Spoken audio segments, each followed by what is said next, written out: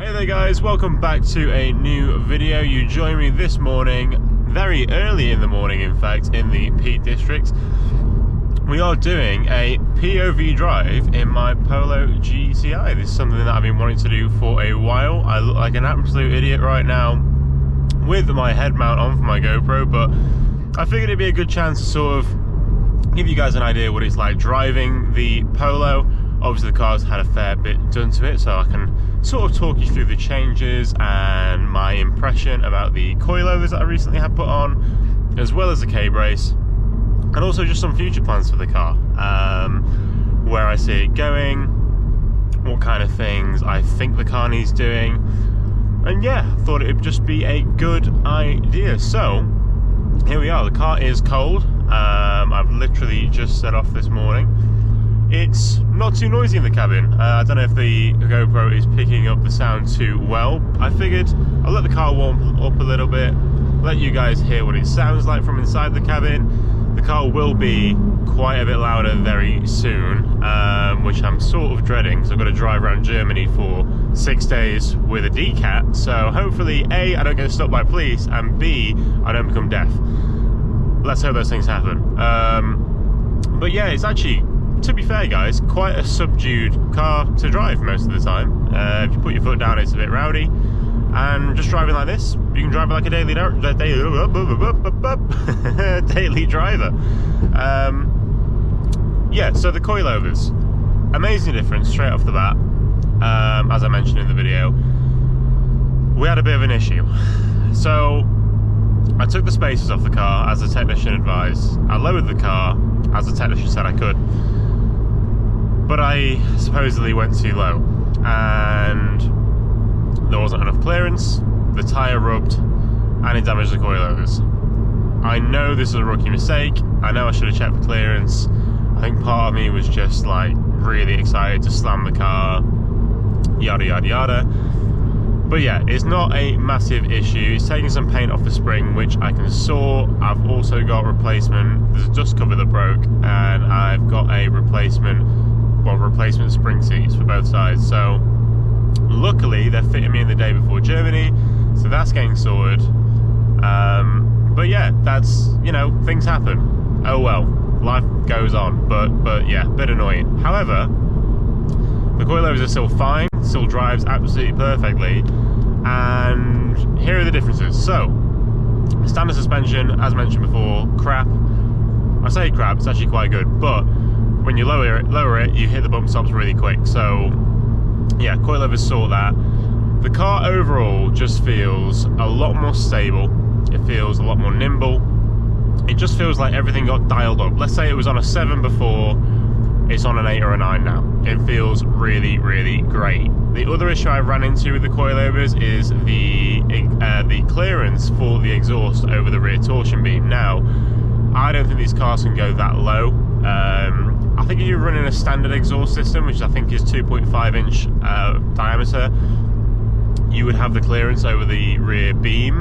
However, because it's a 3-inch Cobra Sport system and I've lowered the back as much as it can go, it was hitting the beam, so I'd be going over bumps and it'd be knocking. So I went over to Cobra Sport yesterday. They have adjusted the exhaust and there is a bit more clearance. It is still knocking, but I think when I go back for the coilovers getting sorted, they're going to raise the car up slightly on one side anyway, because I think it was sitting a bit too low on one side somehow, even though it's, you know, the same drop on the back. I don't know how it works. However, that should give me a bit more clearance and hopefully no more knocking. But apart from that, I think the coilovers are an amazing investment. I say investment, I'm never going to get my money back on this car. However, I'm never going to sell it, to be fair. But actually the improvement to the looks and the handling of the car, incredible. The K-brace, I straight off the bat noticed, well, it just felt more, what's the word? I guess agile again, guys, to be honest. You turn the steering wheel and it just felt more direct. Direct's a great word, there we are. It was direct. Yeah, I think those two upgrades together have just transformed the handling massively. I do eventually want to do some anti-roll bars. So H&R do an anti-roll bar kit for these cars, which I believe on MQB chassis is quite an important thing to do. The rear, I think, just bolts to the rear torsion beam, stiffening it up. Apparently, I did watch one of Mishu's videos, and the car that they use for the track stuff actually started to crack on the rear beam.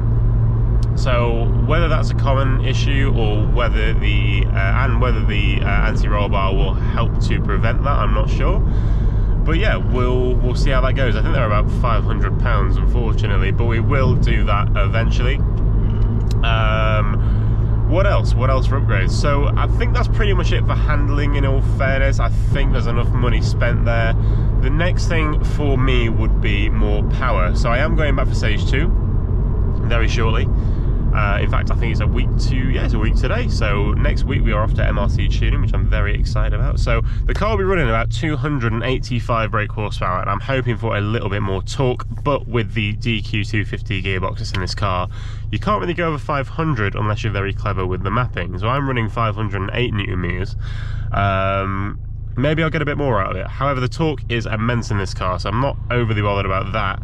I will have a little bit more power, about 20 more brake. So yeah, hopefully that will make the car just feel a little bit more interesting. Eventually though, guys, obviously we're going to go for a turbo swap, so I'm thinking hybrid IS38, going to go for a Litco. These cars, when you go stage 3, 365 seems to be the max. I don't know whether forging the engine or adding meth or etc would improve it, but yeah, I think 365 and about 550 Newton meters would be a really healthy figure for this car. That's my dad there. So guys, we are up to over 80 degrees on the oil. We're in manual mode, traction off on individual. For me, I just put everything in sport apart from the fake engine noise. So yeah, let's give it a go.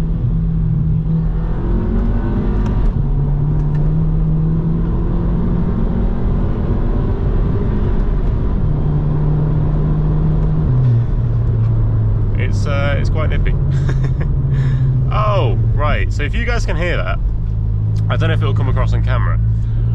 Brakes. So I obviously recently put on EBC Blue Stuff pads and some new M-Tech discs, and I thought I bedded them in fine, but I don't think I have. There's a bit of a sort of vibration that happens when I put the brake pedal down quite firmly. I don't know whether this is just pad transfer and I need to just stomp on the brakes more, or whether there's a bit of pad smear, or the residue is just, sorry, not residue, the actual pad material is uneven around the disc. So whether that's my fault or whether it's just the nature of the brakes, I'm not sure. If you guys have any suggestions in the comments, do let me know. But yeah, I think I'm just going to eventually, well, probably when I get out from Germany, get some Club Sport discs, get them re-drilled and go for some Ferodo pads, and make sure I bed them in properly so that they're actually going to work well eventually when I go on track. Other mods for the Polo up and coming, I should mention, I think I need a Racing Line oil catch can as well at some point. I forgot what it's called. I think it's like oil surge or something. When you step on the brakes really hard, especially when you're on track, oil will surge to a certain part of the engine. I should know this, but I've got no idea. And a lot of smoke will come out the back. So it's a very common upgrade, and actually a must-have by many people's accounts on the EA 888 or any variant. So guys, I'm in second gear, going 26. I'm not going to go over 50, as you can see, just so I can show you the acceleration, kind of, or an idea of the acceleration. Well, I went over 50 slightly, but you can see it shifts. For a small hatch, a Polo, it's pretty nippy. It's definitely quick enough to have some fun in. But yeah, freaking out. I do love this car. I mean, listen to that brake. What's going on with the brakes, guys? Honestly, do I need to machine them? Do they need coming off again? Have I screwed it up? I don't really understand. I thought I bedded them in properly, but oh, I love this car. I should probably mention a few other things that I've not even covered, like let's have a look at my fuel economy for the journey so far. So I've not really driven too crazy, and I've had a few pulls, and I'm doing 26, which is shit.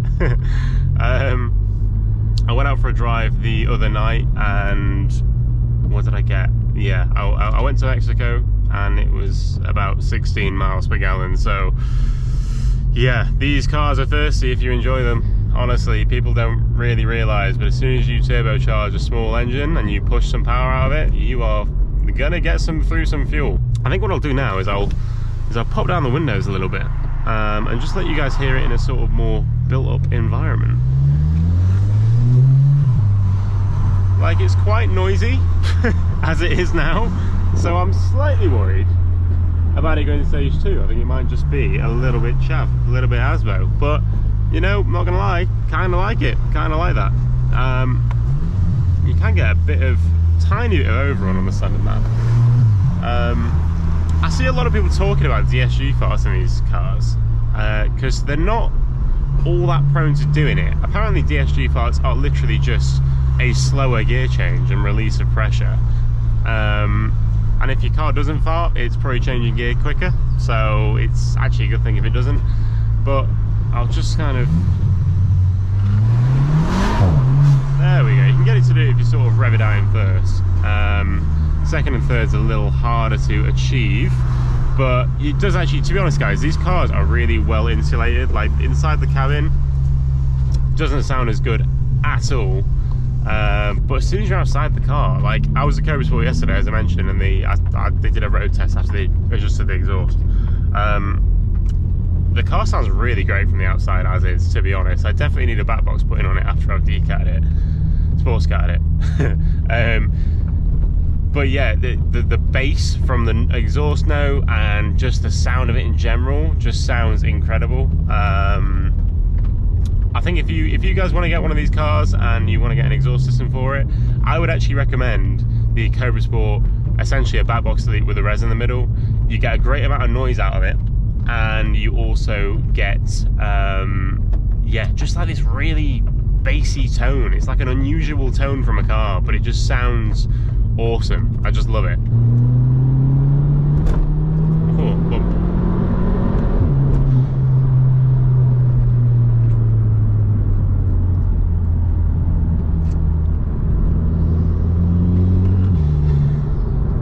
Listen to the intake. Also guys, do not hesitate to leave me some comments. Let me know what you want to see. I want to know what you guys want to see. I want to make videos for you. So let me know what you want to see. Let me know suggestions for mods for the car. I've got a list already, but I'm happy to add to it. Look at this Dodge that's coming up. Freaking hell, I bet that's like a fucking 5-something litre. That's crazy. It's an ugly motherfucker, don't get me wrong. Jesus Christ. Looks like Susan Boyle had a car baby. Fucking horrible. Whoa! Sounds sick though. Yes guys, so just a quick side note before I finish off today's video. I realised some of the GoPro footage was a little bit off towards the end. The angle was kind of weird. I'm going to get a better head mount to sort that out for you guys, get some better POV content on the Polo. But nevertheless, if you did enjoy the video guys, please leave a like and a comment for some suggestions on what you want to see happen with the Polo. This Sunday I've got my first ever car review, so that's on a Range Rover Evoque, so I'm really excited to film that. And next Wednesday we are off to MRC for stage 2, so those videos will be coming out very shortly for you guys. Anyway, thank you so much for watching. My name's Ed, this is Passion for Petrol, and I'll catch you next time.